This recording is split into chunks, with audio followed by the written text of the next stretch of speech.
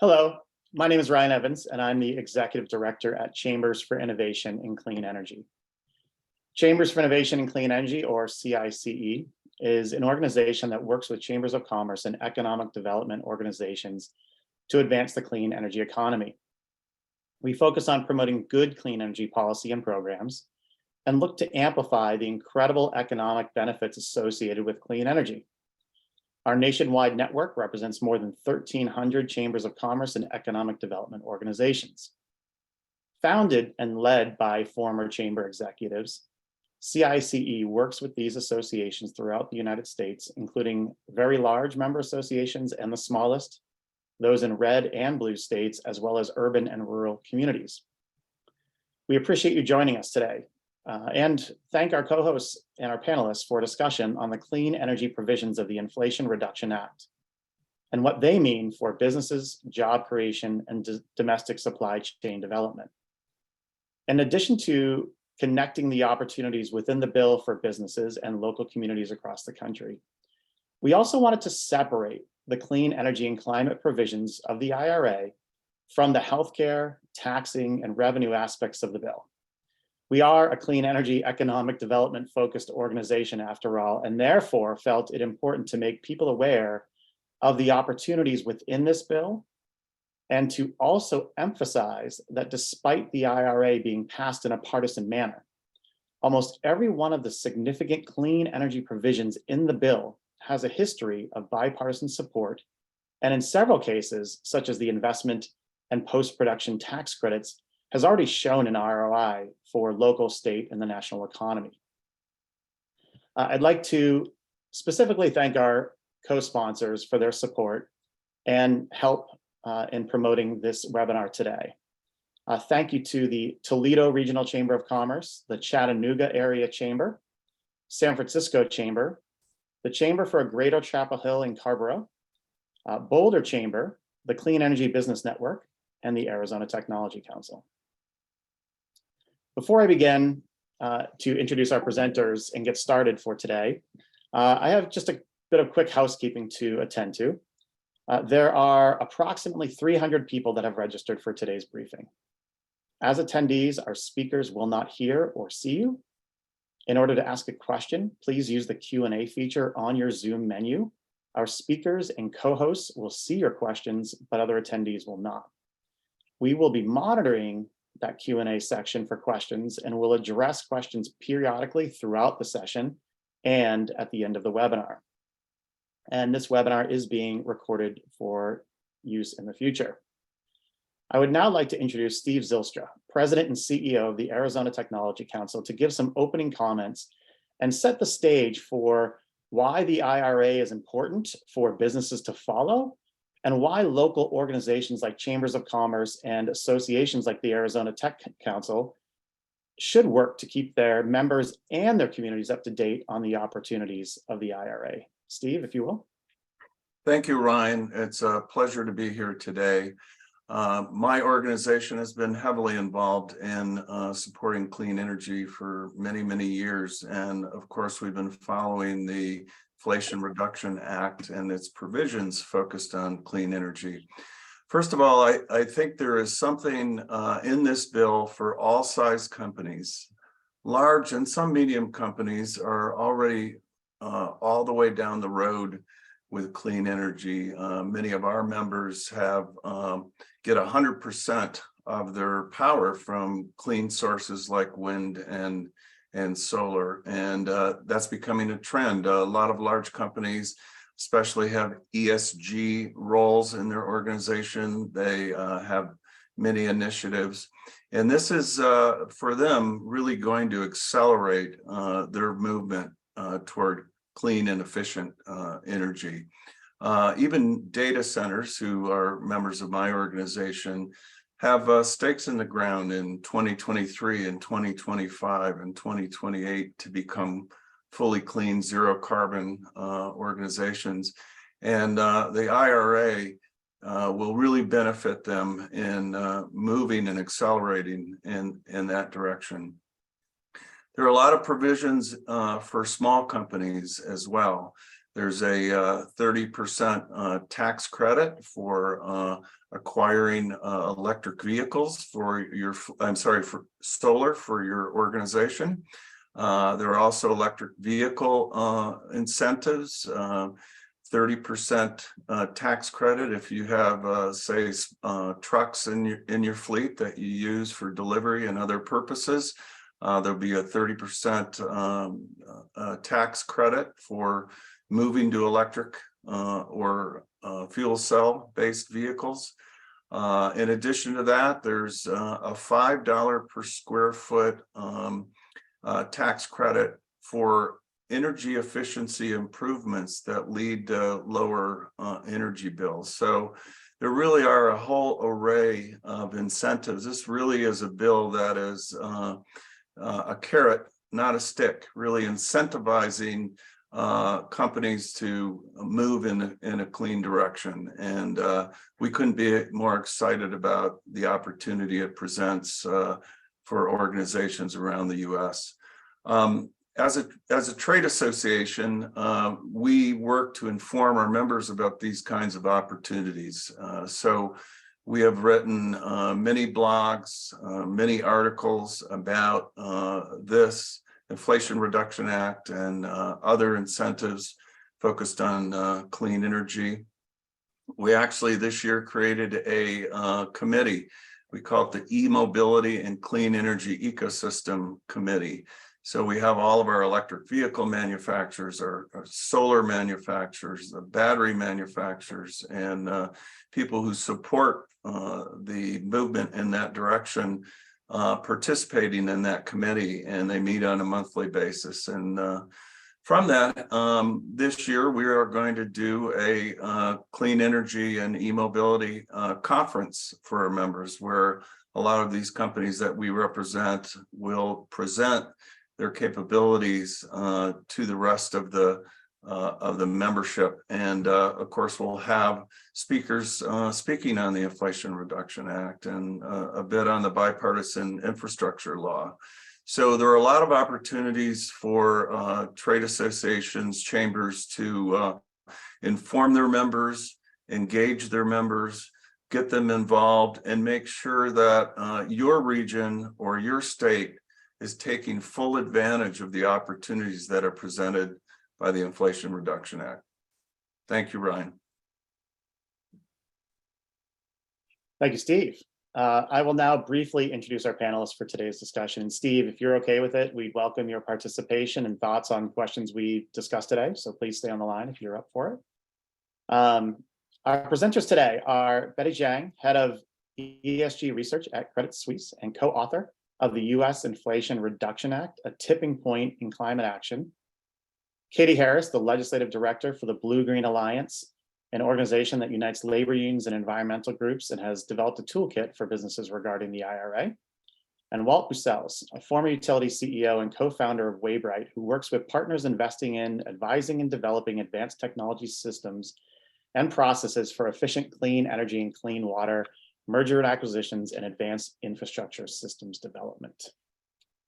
So thank you again for all joining us today. I want to first kind of get into the business and economic case for the IRA. Betty, would you explain at a high level the analysis that Credit Suisse conducted on the IRA and how that bill provides significant opportunity for the business community, and then maybe dive into a little bit on comment on the financial and economic jobs benefits to the US as a whole. In other words, the ROI kind of for the Inflation Reduction Act for America. Sure. And thank you very much for having me here. IRA, the Inflation Reduction Act, that's really the most important climate legislation that has ever passed in the US, and it's going to make a massive difference and transformative difference, not just for the US, but potentially globally. But maybe let me frame it at a high level first, in that why is the IRA different and how is it different from other global legislation around the world? And this is something, the first thing is something that Steve mentioned earlier, is that it is incentive based. It is essentially all carrot. Unlike Europe, where you're really focused on carbon taxes, carbon pricing, where actions is about risk mitigation and avoidance of penalties somewhere down in the future. The U.S. is providing a set level of incentive for a set amount of time and providing these types of tax credit for businesses, investors, and corporates. And that really provides a very tangible assumption to make the investment flow across the board. And then the second impactful part of this is that it is beneficial for a very, very long time. You're talking about 10 years of qualification window plus 10 years of credit window when the project can really apply for these credits. So 20 years of potential benefit that comes from this bill. And the last thing that really makes this very different is that it's technology agnostic. So that whether we're talking about clean energy, clean electricity, clean fuels, clean hydrogen, it doesn't matter what type of feedstock is being used, as long as we can generate clean electricity, all technology is being incentivized. And what this means is that for the next 3-5 years, or in the medium term, we're scaling mature technologies like solar and wind, but over the long run, it really incentivizes innovation. So all of this really positions the U.S. to lead on climate, not just for this decade, but potentially even 2030 and beyond, and really drive that innovation for the long run.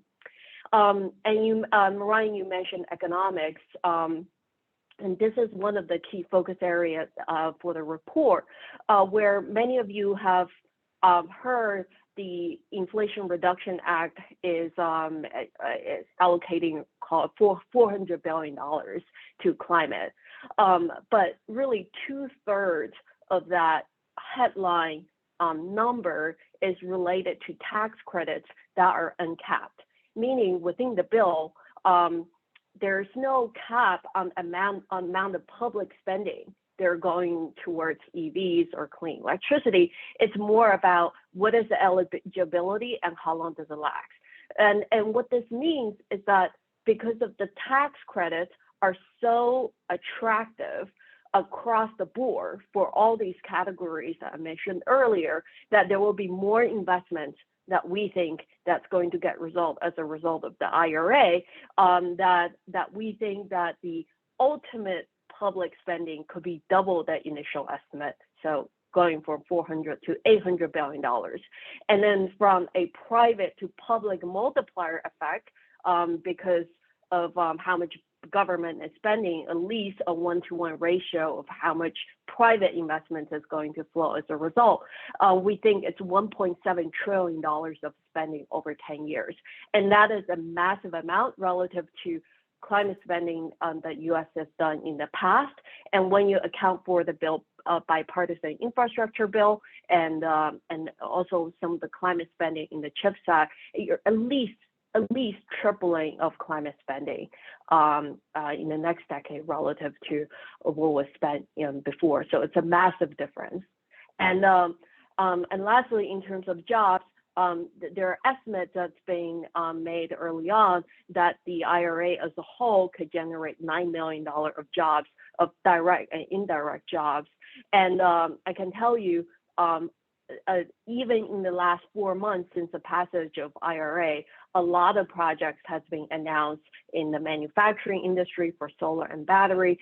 There's a lot of that project investments already flowing, and we're counting close to 30,000 jobs that are already added based on the projects that's being announced. Wow, that's phenomenal real-time data right there. Because I was going to make that comment. I feel that we've already seen a slew of investments announced across the country, particularly on the electric vehicle side, because we've seen a lot of both on the manufacturing of the vehicles themselves, but also on the battery components, the battery side of that equation. But then also even expanded solar facilities here, solar manufacturing facilities here. So I feel like we're seeing that. And one thing you mentioned too, that Steve had mentioned, was the carbon, or the carrots versus stick mentality of this bill, or aspect of this bill. And just in the paper yesterday, I saw a headline and read part of the article regarding the European Union getting really close to finalizing a carbon tax on imports. So in my mind, not only is that an element of a stick there to some degree, but it's also going to be, in my opinion, the IRA is going to help American businesses stay competitive with Europe and the global economy, because we will give our own businesses an opportunity for a reasonable amount to actually stay competitive when they invest in clean energy and reduce their own internal emissions. So really poignant, great comments. Thank you. Just to confirm the point you both made too, is we had 2 battery factory announcements just in the last 2 weeks here in Arizona, and it seems to be happening on a regular basis now. Yeah, pretty great opportunity that we're opening ourselves up to, economic development speaking. And just adding to what you said about the European carbon tax, when you think about it, for the European industries, they have to decarbonize with some of their own dollars against more challenging energy environment as well, in order to compete in a low carbon environment. In the US, the government is really helping to incentivize and subsidizing some of that decarbonization, whether through clean electricity, clean hydrogen, or carbon capture, et cetera, that really helping the business to get a head start on decarbonizing and competing on the world stage in a low carbon world. Excellent. Thank you. Katie, I want to turn to you for a second. With Betty's comments in mind, how would you characterize the opportunity for the industrial and manufacturing sectors within the IRA? Yeah, absolutely. I think in brief, I'd say it's a game changer for a lot of different sectors, but in particular, the industrial and manufacturing sectors. The Inflation Reduction Act makes a whole bunch of investments. It's about $50 billion just in clean manufacturing investments. And that's directed towards electric vehicle manufacturing, helping industrial sites transform to reduce emissions and enhance their own competitiveness. So a lot of the money in the bill is actually going directly to these 2 sectors. And bouncing off of what Betty already said, we think it's going to make a lot of jobs possible. The Blue Green Alliance actually commissioned a study that found that just that $50 billion for the clean manufacturing investments in the IRA will create about 900,000 jobs in the next decade. And that's just the next decade. So it could be more beyond that even. We had to, stop somewhere.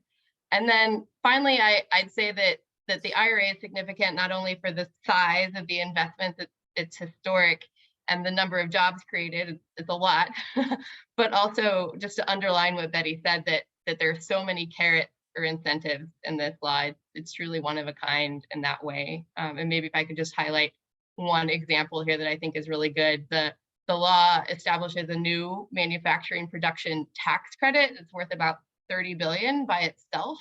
And that's directed towards the expansion of solar, wind, and battery manufacturing and critical minerals processing. So what y'all were just talking about a couple minutes ago.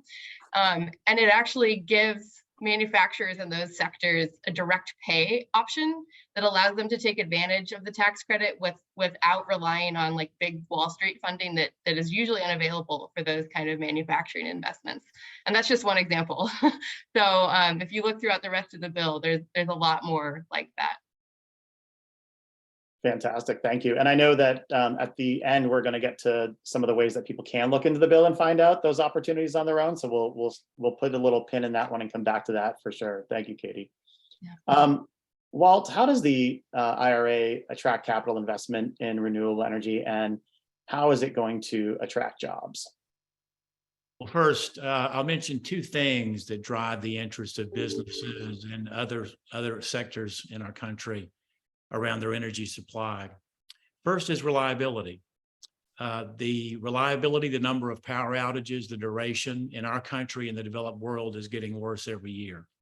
Climate change, all these issues that are driving it. Here in North Carolina, where I live, some people shot a substation on purpose and blacked out a county for 5 days. These things are going to continue to accelerate. That costs business when that happens to you and you're down for a day or 2 or 3, unless your power supply takes advantage of far superior proven technologies that are not yet in common use. Second, price. The price of electricity, and I'm an old utility person myself, is volatile, is trending up ahead of inflation. We see no end of that in sight. And so for business, reliability first, and then the cost per unit per kilowatt hour second. So what we do is we take well-proven, not yet commonly used technologies. They all happen to be clean, renewable, and all those things we all want. But our focus is arranging it, tailoring it, and proposing it and doing it. And we're doing projects from 20 million to over $500 million around the US currently with this approach to save money through both better reliability and lower cost per kilowatt hour with renewable energy deployed at the factory, at the data center, at the office building, at the hospital, whatever it may be. The way we've been doing it before IRA, we could almost always save real money per kilowatt hour and the reliability and the other many benefits. IRA turbocharges the savings. It's hard to overstate the increase in already significant benefits to business to deploy well-proven, not yet commonly used technologies for the energy supply. The savings now are just remarkable, even in states that have relatively low electric rates where we would save them money, but not a lot. Now we save them a lot of money as well. So it is, someone said game changer earlier, and other metaphors, absolutely in the real world of our business practice. Thanks, Walt. And yeah, I think your 2 points though on reliability and price are really important because, reliability is always important when it comes to energy. So much of what commerce is built on these days is energy. And then price, just knowing that this will decline the cost of doing business because it will decline the cost of energy and it will provide stable rates for those utility bills for businesses going forward as well. I think that's always one of the things that's kind of forgotten is that with clean energy, prices are often locked in for decades at a time, if you will. And then, as opposed to, natural gas, which has a lot of volatility to it in terms of pricing. It goes up, it goes down, therefore your bills go up, they go down. So very important parts. And Walt, do you have any good, like a quick, simple example of a business or a city that has already started to maybe look at taking first steps to securing IRA funding to help, improve operations or reduce costs? Absolutely. We had a workshop with the mayor and all the department heads of a city in the greater Atlanta area just yesterday, and addressing the issues for them: power reliability, power cost for their water treatment plant, their public services, essential services. And we've already pro-formed that with the IRA credits now available to the public sector and nonprofits as well as for-profit business, and using well-proven technologies not commonly used yet that we tailored. In their case, it included some Bloom Energy fuel servers, manufactured for 20 years here in the US and supported here in the US. So we get the extra 10% credit back for, US made. Microgrids, some storage, and some other factors that fit each of their particular needs, and making it available to businesses in this city, in the greater Atlanta area. And the return on investment, and in this case, we'll probably finance it because that's just more efficient for them, but, whatever works for us, is just, it's high, like 20 or 30% IRRs if we were looking at like a venture capital or private equity fund. Plus, the power will always stay on by putting fuel cells or solar and batteries, whatever, right where it's consumed. Nothing is more reliable than that. Their power will be on when everybody else is off. That's just the way it is, while they're saving money. And so just yesterday, with the mayor and department heads in the greater Atlanta area, we were going through the maths and talking about next steps and how to do the first phase. It was like, can I have that yesterday? When you see the math and of all those benefits. That's great, thank you. And I couldn't agree more. Spot on opportunities that you address. And you bring up a really good point. It's something that Steve addressed and I kind of mentioned in the beginning, but it's another reason why, our co-hosts signed on today, not only to keep their members informed, but to keep their communities informed. Because if a community that you do business in, for example, is looking to roll out electric vehicle charging within the community, this is again a game changer. I hate to use the same expression many times over, but it will really help those cities, municipalities deploy these chargers faster and more inexpensively, which will only lead to better operations for businesses and residents of those communities. I do have a question in the chat box that I'm going to bring up to probably to you, Walt, just based upon your statement, but please, anyone else that feels free to jump in, do so. Do you think the IRA will help to de-risk investments for VenCap or angel firms? Is there anything in the IRA that helps to match investment into early stage or startups? Great question. Absolutely, yes. We have a project on a large college campus to make them energy independent. Solar batteries made sense for them, a bit of fuel cells and Bloom Energy gear. The savings are so great in that case that in the pro formas, the budget, we're taking some of the savings, the real hard dollar annual savings, and applying it to having a acceleration platform within the larger project of powering a very large college campus, specifically for that purpose. Not only that, but in some other projects in the Midwest, we're taking some of those savings, all the parties collaborating, and applying it to things like STEM education for young girls in disadvantaged neighborhoods, or living wage programs, or these other programs that when you free up those recurring hard dollar savings for a business, for a public entity, public sector, you can also, not just for VCs and accelerating the earlier stage technologies that have real promise but aren't yet quite proven in practice with some of the savings, but also, I'll use the phrase social programs, but also social programs oriented around energy and those things. The last thing I'll say, the college campus one, we're cautiously optimistic we're going to attract philanthropy dollars from very famous philanthropists that would like to be part of the larger program with all the benefits that'll come, climate and so forth. But then to also fund accelerating not just education, but also R&D and deployment and validation in the real world of earlier stage, not quite yet proven technologies that are in the refinement stage. Pardon the long answer. Very good question. I'll echo. I think what Walt talked about, its use of the savings is actually fantastic, and it's even just one of the more unseen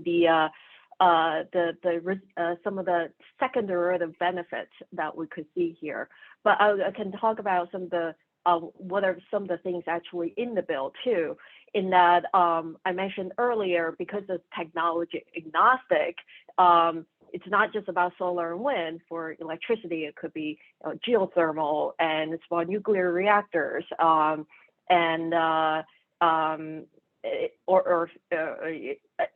any of the emerging technologies that's yet to come to the market. We already know that it is incentivized just through the technology agnostic piece alone.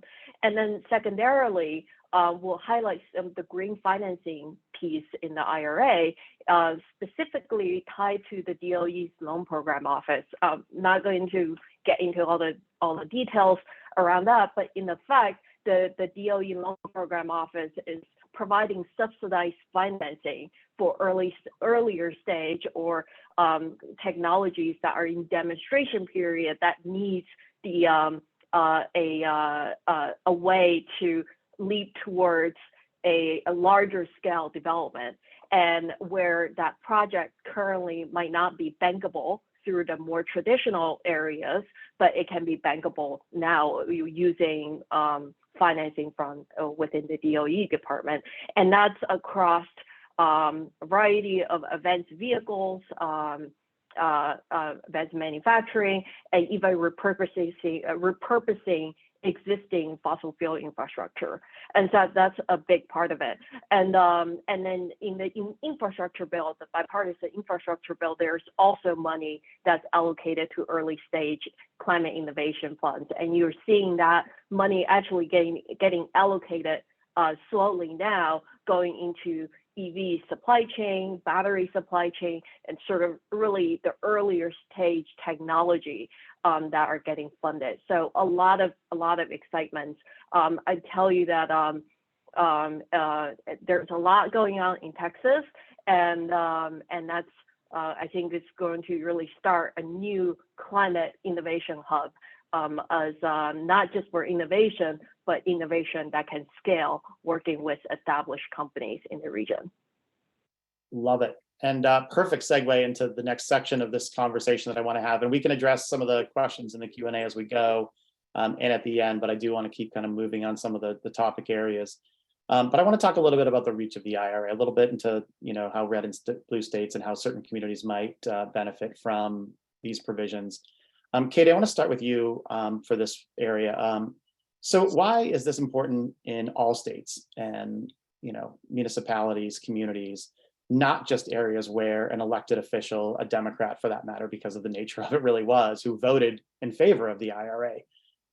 Tell us kind of that reach of this IRA and where it's going to see benefits. Absolutely. So you're exactly right, Ryan, that even though the Inflation Reduction Act was passed on a partisan basis, the investments, they aren't partisan. And in fact, many of them have a very long bipartisan history, as you noted at the top of this webinar. So I think we can really expect to see these investments and the benefit of the investments and the return, or the ROI on the investments to be felt in all parts of the country, whether you're in a red state, blue state, rural or urban community. There's really something for everyone in this law. And multiple provisions in the IRA will help bring jobs back to the United States. And that's really one of the biggest parts of this too.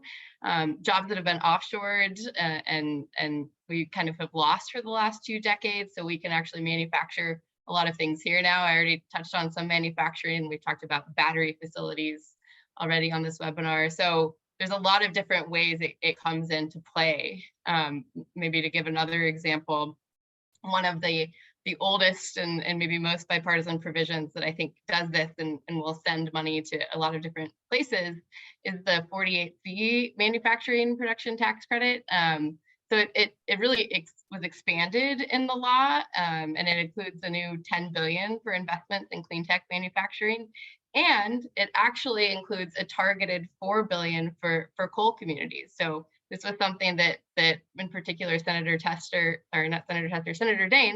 and Senator Manchin had worked on together in the past, and it was inserted in this package. So it is targeted at red states in particular, but I expect that manufacturing will also pick up in blue states as well. So one example of a lot of different ways this will go across the country. Thank you. And thank you for providing the specific on the 48C, because I know that's been utilized. It's been a great feature of this legislation, is just that expansion. And I do love the particular note of the $4 billion for coal. We do a lot of work in West Virginia ourselves, and they are truly becoming a state that's embracing all of the above strategy on energy more than any other state that I've seen recently, and in a really positive way. They are making legislative changes on the fly to accommodate for renewable energy development and investment in their state. So it's good to see that was already being done, and then to know that some of these are specifically for states that are coal producing states, where they're going to be able to utilize this for a change in their economy, a transition. I'm going to move to Walt with a question here. Walt, will the IRA only benefit those states and cities with high electricity rates, or can this actually benefit those states that do have lower electricity rates, say in the top 10, of states in terms of low electricity rates, which are crucial for economic development in so many ways for these states to promote? Great question. Short answer, yes. Even before IRA, with current technologies, well proven, not commonly used yet, tailored and put together in kind of a bespoke way, factory project, city by city, even in relatively low electric cost states. We have 2 large projects going on in Texas, for example, a project in Georgia. The high cost states like California, Hawaii, parts of the Northeast, they already made enormous economic sense to do these kind of projects, but even in the lower cost states, definitely.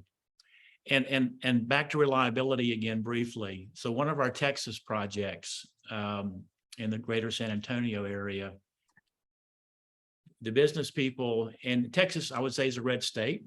Everybody would agree generally, are saying, you know, what they make and what they do is that, you know, we're in global markets. And if somebody else is doing this in a blue state, say, or something, if that were to happen, then they can beat my butt in the competition when price matters. No. I'm doing it, and I'm gonna do it faster. Walt, we want it faster than they're doing it in New York or California. How can we make that sort of thing work? So short answer, yeah, it just works even better in the low electric cost states. Back briefly to reliability. Part of the projects in Texas are creating economic development centers to attract leading global manufacturers to come there instead of the other places they may go, because they will offer 99.999% power availability. Nothing is better. It is possible using American invented technology from 20 years ago and everything else. I mentioned Bloom Energy earlier. There's others as well. So they will have a competitive advantage bringing those advanced manufacturing facilities to their city and their center in Texas instead of going someplace else, because they offer superior reliability and availability that we're helping enable in collaborating with them. Pardon the long answer again, but absolutely yes. Thank you, Walt. No problem with a long answer. It's a good answer. That's what we care about the most. Betty, what's at stake in terms of competitiveness for businesses? If businesses choose not to pursue the incentives and grants associated with the IRA, how can that really potentially be a negative to their business in the long run?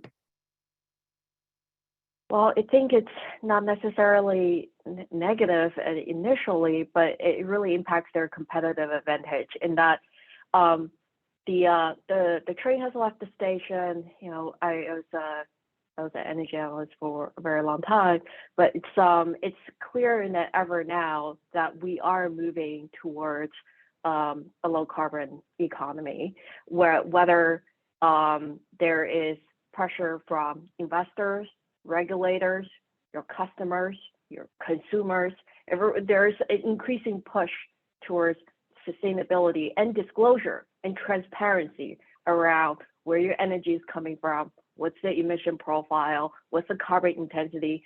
We mentioned trade earlier. Even the global trade is being redefined by carbon intensity. So that's where the world is going. And in this case, the government is really providing tremendous amount of incentives and then the tools to providing to the business community and corporates and to try to decarbonize. And it's not one solution that fits all. Depending on your geography, where you sit, what industry you're in, your decarbonization solution can be very different. But these solutions are all being incentivized within the IRA, and it is now the burden to the business to utilize these opportunities to stay ahead and be competitive, not just on economics, but also on their carbon competitiveness. And the requirement for transparency and disclosure will only rise. The investor pressure for more ESG disclosure and transparency and emission targets, that's only going to increase going forward. And I think the business really need to prepare for that. And tagging on to what Walt said earlier, it's absolutely true that as manufacturing are coming to the US, it's very important for them to have that reliability, but it's also important for them to have clean sources of energy as well. And by putting it in Texas, and they should also be looking at other opportunities and solutions, whether that's behind the meter generation or solar, wind plus energy storage or hydrogen, whatever the solutions are, they need to look at the lowest carbon intensity solution that's available to them.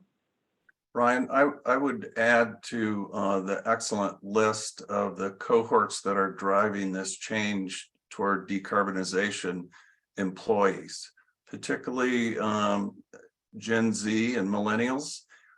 Employees are beginning to have a stronger voice within their organizations and are demanding that the companies that they work for do have an ESG strategy, and that it's moving us in a direction towards zero carbon. And they play a critical role like shareholders and investors do. Fantastic, thank you. I'm going to ask one quick question from the chat box, specifically sort of to what we've covered a few times here. But the question is, we mentioned that the IRA is essentially all carrots. Can you explain why that incentivizes businesses and industries to move more quickly than a program that is based on or also includes more sticks? Are there any historical examples of similar carrot-based programs that have been more successful than stick-based programs? And we don't have to spend a lot of time because I know we're going to be pushing on our time anyway in this webinar, but if somebody has, if one or two of you have a really quick answer to that question, I'd love it if you could provide some context there. Brian, so what comes to mind when I was running an electric utility, this is a while ago, and the acid rain was a significant health and other issue in our country with power plant emissions. The Bush administration passed a bill that commonly called cap and trade that appeared to have a couple of sticks. It was mainly carrots once you dug into it. And the pace with which the utility industry that typically moves pretty slow, that would include me, very slow actually, set warp speed to not just meeting very aggressive targets on emissions of sulfates and nitrates, acid rain causing issues, beat it dramatically because of the carrots when you really understood and read the bill carefully in the cap and trade bill that the Bush administration did, and then left it to the marketplace to put their thinking caps on and find the most creative solutions to hit the new targets. Boom. And wound up saving money with the better technologies, the way things worked out back in those days. Love it. Thank you. Oh, Betty, do you have an answer as well? I was gonna add another example. Look at the low carbon fuel standard in California. Before IRA incentives came around, the LCFS is really the few area in the U.S. that provides incentive to decarbonize the transportation sector in California specifically, and with an implied carbon price for a very long time at close to $200.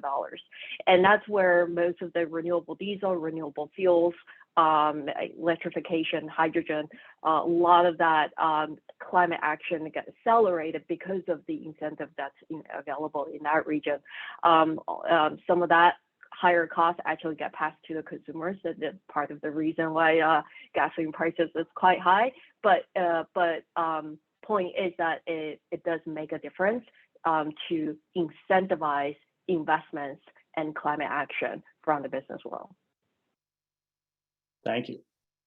This question is not necessarily for Walt, but I'm going to start with Walt just because it's related to something that he talked about earlier in terms of reliability. But the IRA will definitely support energy independence and energy security. Can you talk a little bit, whether it's microgrids or other aspects of how a business can be more energy independent and therefore more secure in its operations and reliable in its own operations via the IRA? Sure. A brief bit of utility history. So for the last 100 years, the current model for electric service in the developed world has served us very, very well. Bigger and bigger power plants further and further away from where customers and consumers live, and lots of wires and things in between. Made sense for 100 years. It makes no sense going forward. It's the legacy grid, as we call it. It makes no economic sense. It cannot be as reliable as we need in the modern world going forward.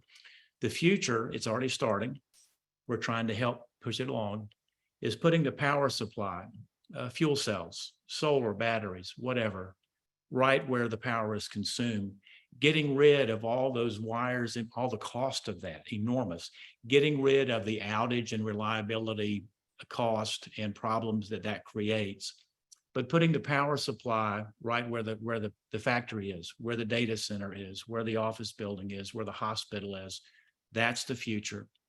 And there's proven technologies to produce the power in small containers that are safe, quiet, renewable, and clean, and cheaper than the grid can ever, and more reliable than the grid can be. That's just the economic engineering reality of where we are today. So the faster we transition to getting rid of the 100 years, that's now the legacy grid, we call it, and where we need to be going forward, which is distributed power supply, so much more efficient, so much more reliable, the better our economy will be. Fantastic. It makes me think of what made the papers recently in light of some of the hurricanes in Florida, but the Babcock Ranch community.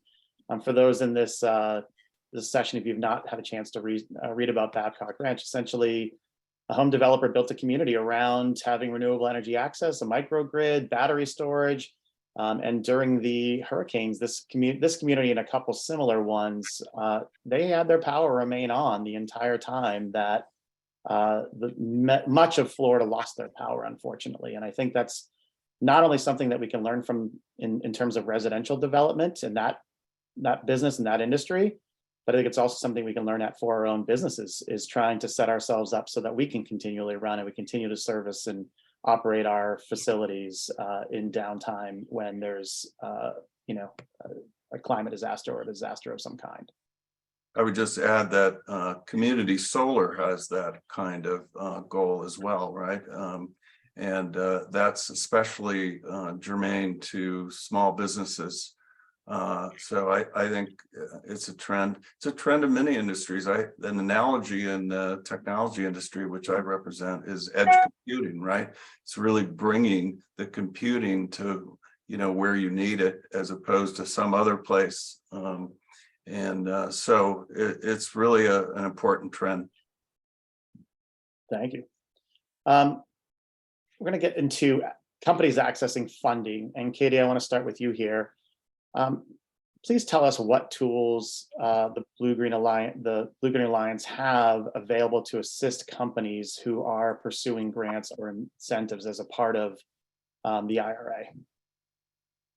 Absolutely. We have been working pretty hard on this and have created what we're referring to as a centralized resource center that we hope is a good starting point for businesses, communities, really anyone who wants to learn more about this thing, to learn how to access the investments that are in the Inflation Reduction Act and actually the Bipartisan Infrastructure Law, or IIJA, that was passed in 2021.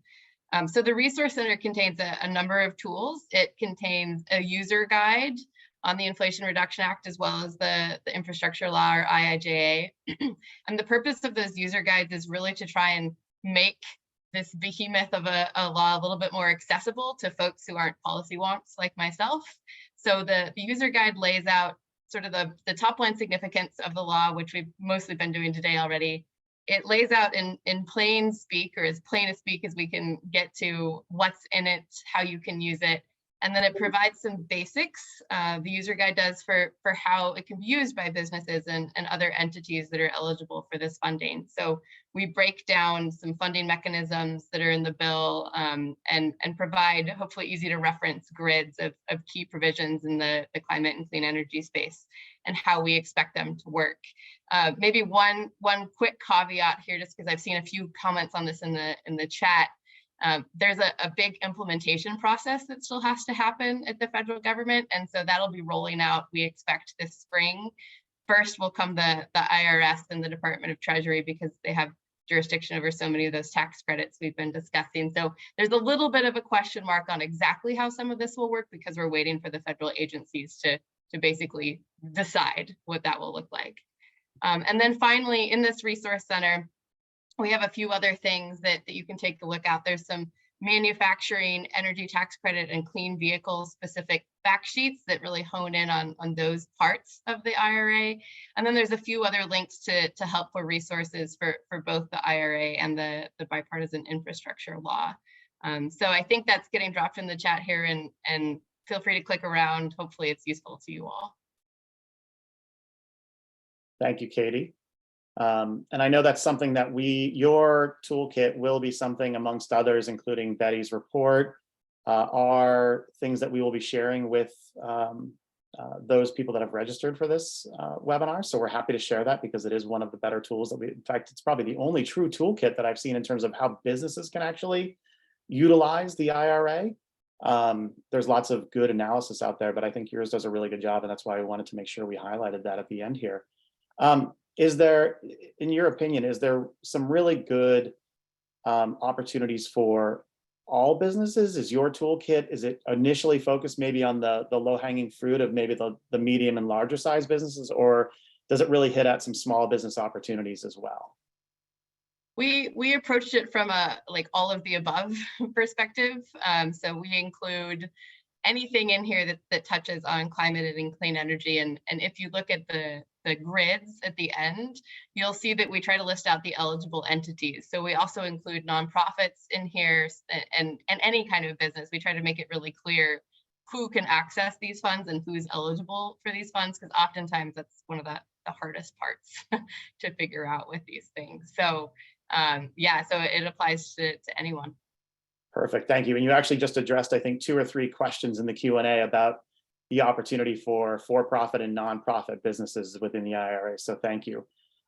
We've got a little time left, but not a lot. So I want to make sure, and I do like to always end on time. So we'll be keeping the eye at the top of the hour here. But I do have a couple questions that I want to make sure we get to within the Q&A. And for those that have asked questions, we will do our best to get back to each and every one of your questions if we don't address it here in the webinar. We will try to get back to you individually after the webinar.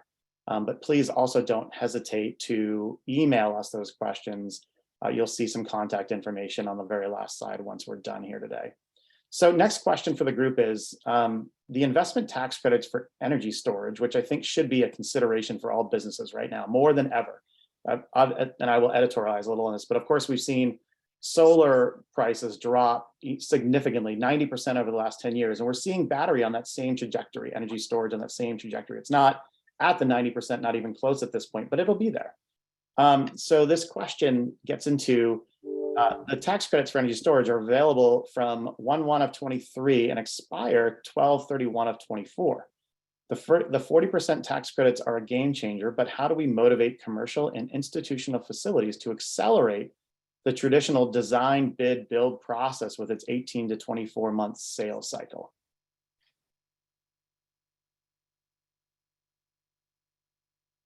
Walt, go ahead. So one thing we're finding useful around some of those process issues is to bring a turnkey project that we finance, third-party finance, depending on what it is, to speed things up, to commence the savings sooner, and then providing the business, the college campus, whatever it may be, the opportunities if they want to own the gear, some or all the gear later on, and we always want to try to cooperate and coordinate with the utilities as well, if they want to own it. But bringing financing so the business is focused on, well, if they finish it as they say they can and do all these things, and then begin powering my factory or my office or my hospital this way, I'll begin paying them. And if they don't, I won't. And sometimes that will speed things along dramatically to get going precisely on issues like that. Anyone else have a thought on battery storage? Steve, did you unmute for that question or no? No, but I do have a comment. You know, utility scale batteries storage is critical for our state anyway. We're shutting down some coal plants in both New Mexico and Arizona, and that capacity has to be replaced. And solar and wind are the best solutions. One of our utilities attempted to build a new gas plant recently, and it was turned down. So storage is so critical, right, for the reliability and having 24-hour capability. So I think this investment tax credit is going to move people quickly to take advantage of it. Agreed. The storage only increases the already low cost and the value of solar and wind in this country.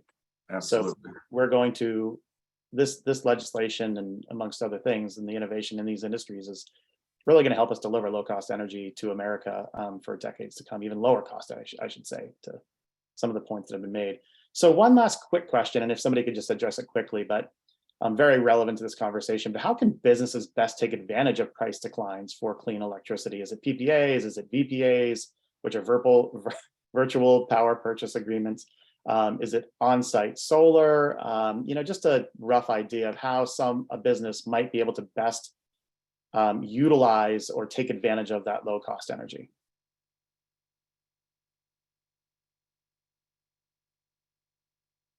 And maybe not. Well, Go for it, Walt. This is pretty specialized stuff in many ways. And so our recommendation is find someone you know or trust, a network into someone you know or trust that really understands how it works from their experience, and get them to spend a half a day or a day looking at what you've got, framing it up, and then guide them a certain way. There's a growing number of people with the specialized experience that can do that pretty quickly. And so that's a pretty good place to start. It's obvious to me because I've been doing it 40 years and others on our team, but 99.9% of the population, they know they've got electricity and they use it and it's important, but how all that stuff works, there's no reason for them to know. But find somebody that does and spend a bit of time with them would be the first step, we'd say. I think that's a great answer.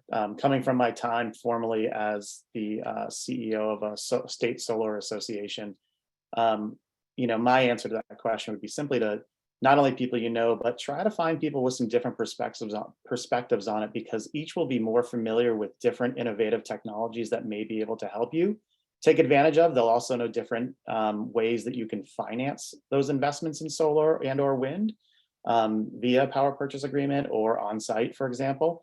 So I think it's always good to talk with numerous people about what it is you hope to do, because you may get some really good answers that are very different from each other and help you ultimately take best advantage of the opportunities that you do have. So with that, we are out of time. And so I just want to say thank you and appreciate the conversation we've had with you all today.